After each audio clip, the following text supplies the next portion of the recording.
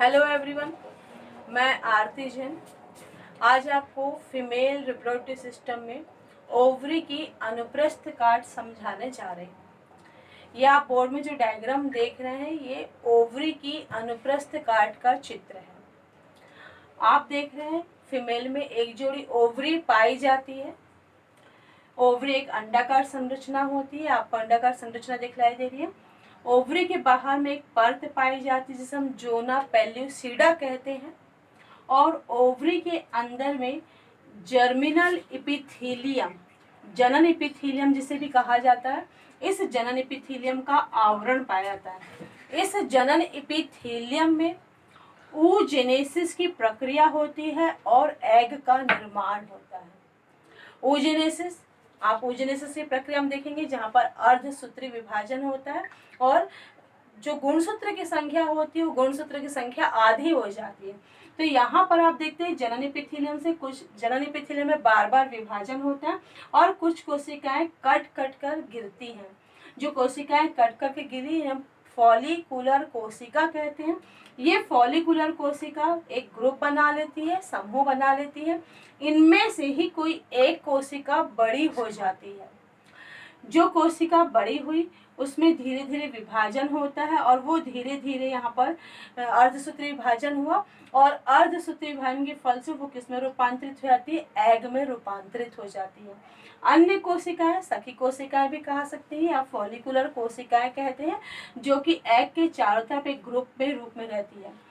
जब ये संरचना पूरी फुल विकसित हो जाती है, पूरी तरीके से विकसित हो जाती है, तो इस संरचना को नाम दिया जाता है ग्राफियन फॉलिकल का। और ये ग्राफियन फॉलिकल थोड़ा सा परिधि की ओर आता है।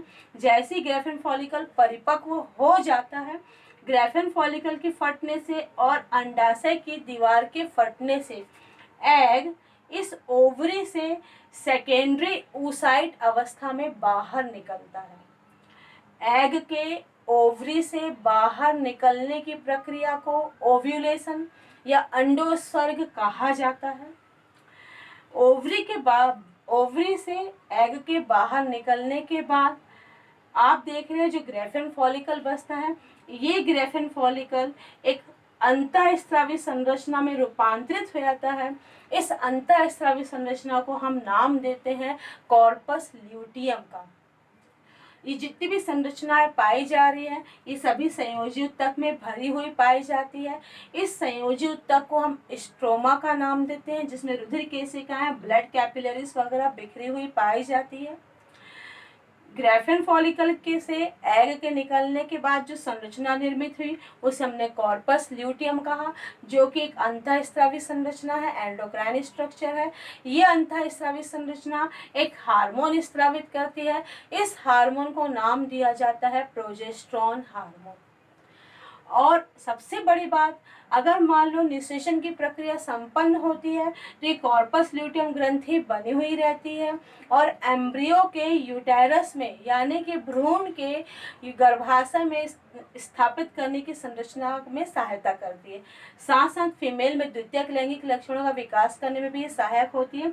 तो इस प्रकार से ये ओवरी के अनुप्रस्थ काट का सेक्शन है, जिसमें पूरा ये जर्मिनल इपिथीलियम का आवरण दिखाई दे रहा है। ये आपको स्ट्रोमा दिखलाई दे रहा है, जिसमें रुधिर केशिकाएं, तंत्रिका तंतु पाए जा रहे हैं। साथ साथ विकास की विभिन्न अवस्था में आपको ग्राफियन फॉलिकल और कॉर्पस ल्यूटियम दिखलाई दे रहे हैं। धन्यवाद।